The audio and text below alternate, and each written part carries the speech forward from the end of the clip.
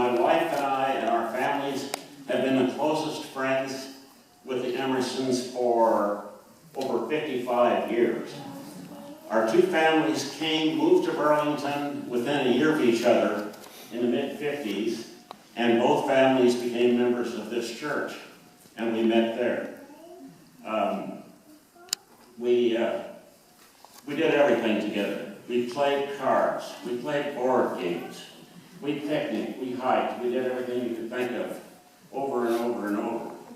And through that process, our children became semi-siblings, and the parents became semi-parents. And they will tell you to this day, at least my children and grandchildren will tell you that they considered Yaya their mother, their number two mother, alongside my wife, Jean.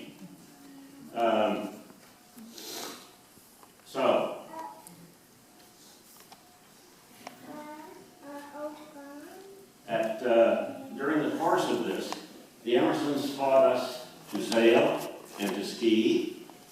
And Jean was able to ski with us, my wife, until she was finally overtaken by MS. But she still went along for the events.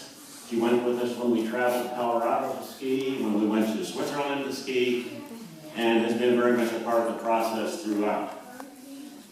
Now, they taught us to ski and to sail, and in return, I introduced them to the theater. First the Burlington Theater Clubs, and ultimately Lyric Theater. Many people are here. So, that's the introduction of why I'm doing this.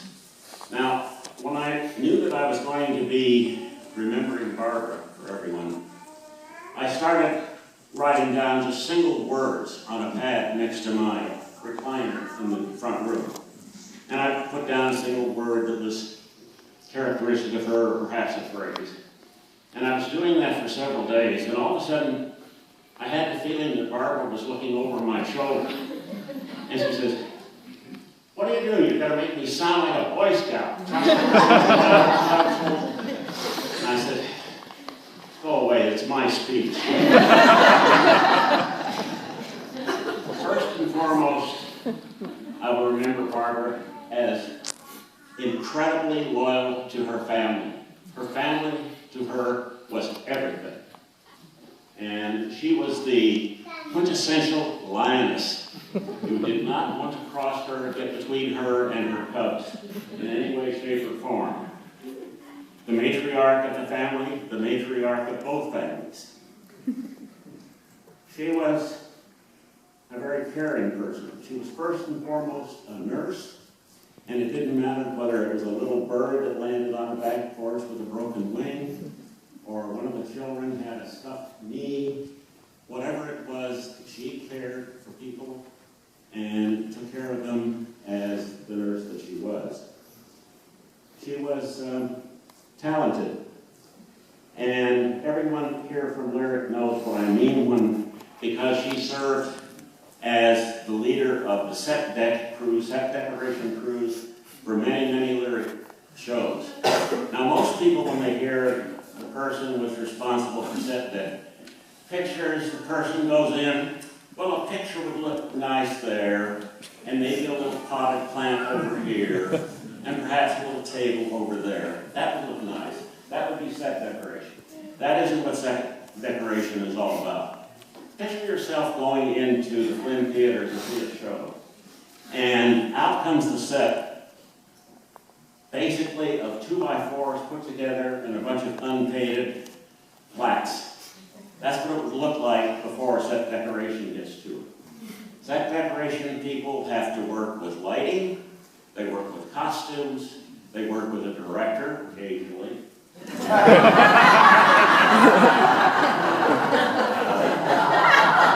To get really the right look of the set.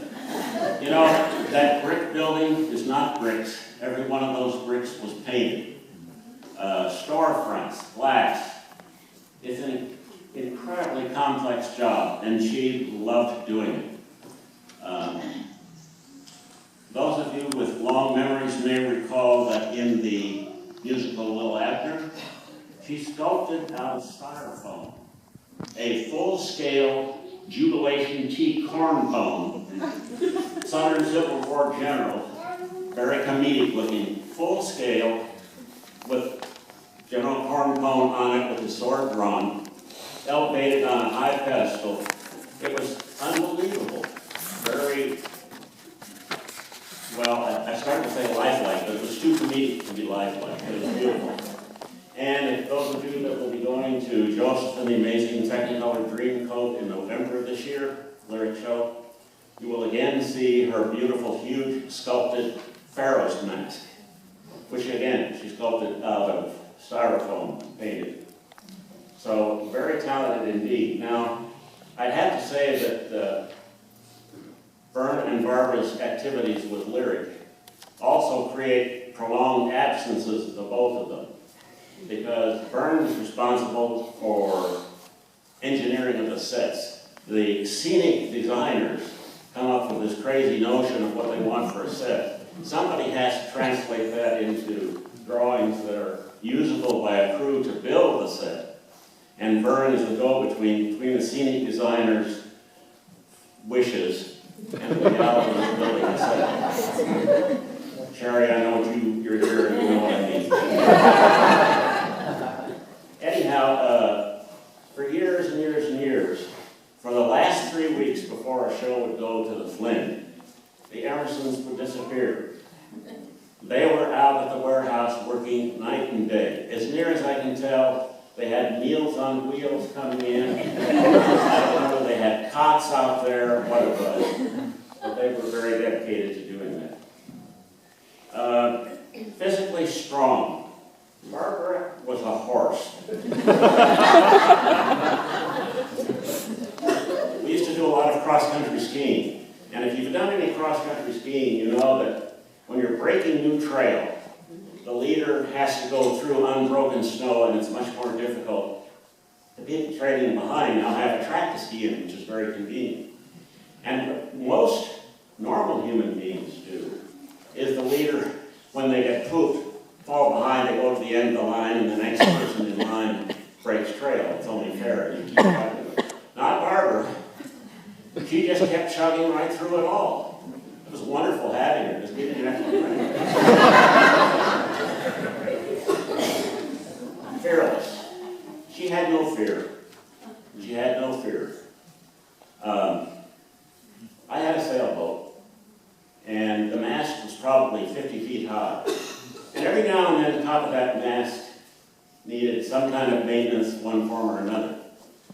So, what did we do? We put Barbara in a bosun's chair, hoist her up to the top of the mast, which she would willingly do, no problem, with tools, whatever's necessary.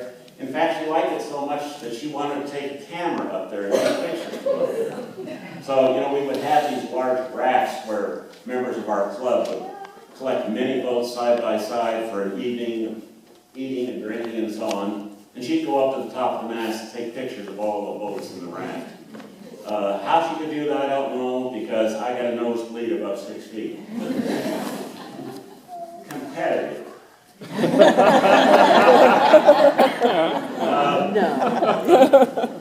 Another sailing story. She crewed on my boat. She was sort of the foredeck crew, which means she does all the heavy lifting up forward with the big sails and so on. And we were in a race, and we were off Valcour Island, which is on the other side of Lake Champlain, north of here. And we were headed south, and it was a north wind, so we had the spinnaker up, the great big, huge balloon sail, and a second sail alongside it called a blooper. We were going downwind, and we were well in first place, having a fine time, but it was rough sea, and all of a sudden she got pitched overboard. Now, there's a silly rule in sailing that says that you have to finish with the same number of people that you started. Otherwise, we would just fall on to the finish line. So we had to get rid of the spinnaker and the blooper and work our way back up and get the jib up and work our way back up so we could pick Barbara up. And all the time we were doing that, she was screaming at the top of her lungs, "Hurry up, they're catching up! Hurry up!" That was all she cared about. We got her aboard, we still won the race, but I'll tell you, it was scary. Another little incident that I recall very well is she and I were skiing down a double black diamond trail in Colorado, which means difficult. Now, Vern and Barbara were both members of the National Ski Patrol. They were expert skiers, outstanding. And we were about halfway down the trail, and a ski lift passed over us. Some idiot yelled down to her, "Hey, lady, do you realize you're on a double black diamond trail?" Oh, I wish he hadn't said that. She goes, and I have to try to catch up. Not a chance, but all in vain I did. Impatient? Is she impatient or what?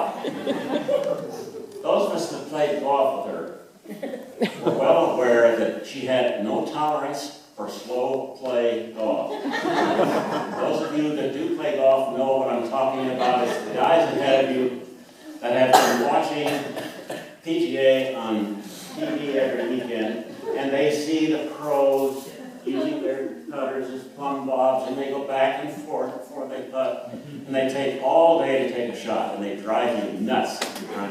Barbara could not stand that. So she'd say, "I'm going to hit."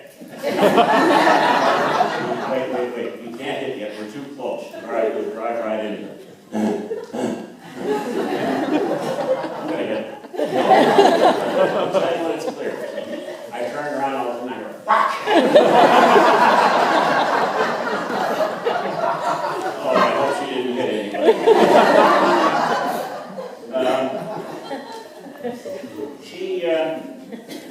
She had a temper. Early in our relationship, when we were playing lots of cards, on one occasion, she became rather annoyed at something that I played. I don't know why. And with full force, she threw the deck of cards right at my face. Very hard. And one of them hit kind of on an angle, went up my nose, and took about a half-inch of skin off the top. Well, you should have seen me trying to explain that at the office today. Why did I have a half-inch of skin missing off the top of me? I was playing cards with Barbara.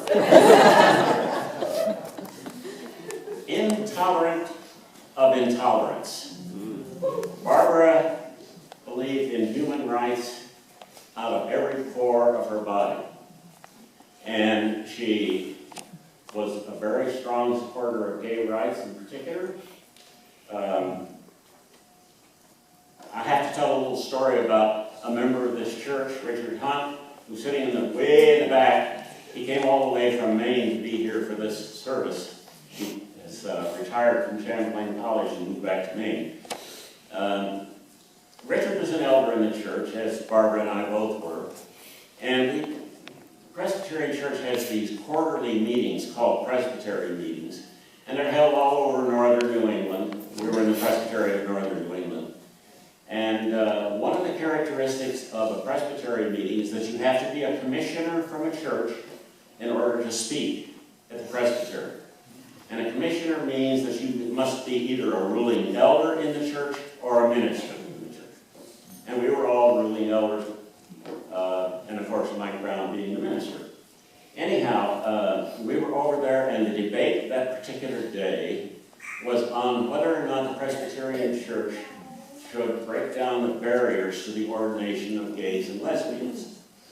And I had just given a speech in which you went up to the front of the church in a high dais where the minister would preach from, and I had given my speech in support of ordination of gays and lesbians. Barbara, meanwhile, was what is called the minute clerk of the Presbytery. She held much higher offices, but she was forever the minute clerk, which meant she kept minutes. That meant she sat at a little table right down in front of the dais. And I got done talking about the fact that one of the tragedies of this discussion today, brothers and sisters, is that no gay and lesbian can speak for themselves at this gathering because by definition they can't be ordained, so they can't speak at this meeting. And I gave my speech and I went and sat down, and here came Richard Hunt coming up to speak. And he got up there and he said, well, Brother Ken was trying hard to be inclusive and everything, but when he said that gays and lesbians can't speak, he's not quite correct, because I am gay. The walls shook. Dick had been a member of Presbytery for years. Nobody knew that he was gay. This church, back in 1984, declared itself to be welcoming of gays, lesbians, bisexual, transgender into the life and leadership of this church, and we ordained gays, notwithstanding the denominational prohibition. So he said that, and he admitted afterwards that he was fear and trembling that people would come up to attack him on the dais up there for having admitted that he himself is gay. But then he remembered that there was Barbara saying and they wouldn't have a chance. I have to tell another story about her feelings on gay rights and so on. And I mean no disrespect for our Catholic brothers and sisters when I tell this story. But during the period that Vermont legislature was debating whether or not to pass the Civil Unions Bill, Barbara and I spent every Tuesday over in the legislature because that was the day that the committees debated the issues related to civil unions. And on one particular day, Bishop Angel, Roman Catholic Bishop of Vermont, was scheduled to testify, and of course he was going to testify in opposition. So naturally we were at the hearing. They held this in the largest hearing room they have in Montpelier. And it's a long rectangular room. They had a long table along one side of the room where the joint committees sat to hear the bishop. And the bishop sat at a table in front of addressing the collective committees. And then there were people sitting in chairs, and the room was packed around the rest of the room. And Bishop Angel came up to give his testimony. Barbara, who was wearing, oh, by the way, I forgot to mention, Barbara knew Bishop Angel quite well because they were both on the Vermont Ecumenical Council together. They knew each other. When he came up to testify, she got up, walked around behind the table where the committee members were sitting, behind the chairman, in a bright red sweater, and stood there with her arms crossed, looking directly across at the bishop. I just about died. And if that wasn't enough, when the bishop had finished his testimony and was collecting his papers before going back to his chair, she scooted around and sat in his chair. He had an assistant with him, a priest or Monsignor, who, eyes closed open, he jumped up to give the bishop a place to sit. And so they were sitting next to each other. So I died. She loved to laugh. You see that in all the photos of her. She loved life. She just enjoyed laughing. She was a very realistic person. She, as a nurse and I think as a woman, she accepted the foibles that our bodies had. And it was a real lesson to me. I mean, our bodies do things that sometimes even we don't like. But, that's life. And she could accept that kind of thing without becoming upset about it. It was a real lesson to me. And even as she approached death, she was realistic. During the final couple of weeks of her life, she was usually either asleep or really out of touch with reality. But every once in a while, surprisingly, something would surface in her mind, and she would come out with some sort of observation. And it showed her acceptance of what was going on in her understanding. At one point in the hospital, about 3 weeks before she died, she surfaced enough to say to one of her children about the treatment she was getting at the hospital. Are they doing all this to me just to find out how much a person can take? And then, once at home, and very near the time of her death, she said, how much longer do I have to put up with this? That's vintage Barbara, but she accepted it. She knew what was going on. And finally, the final story, and her sense of humor, was on the very last days. They were trying to feed her through a straw. And she'd about had enough of that. She'd had enough of trying to eat and everybody trying to feed her and so forth. They forced the straw into her mouth. She bit it closed and smiled. That's our Barbara. If ever there was a life well lived, it was Barbara Emerson.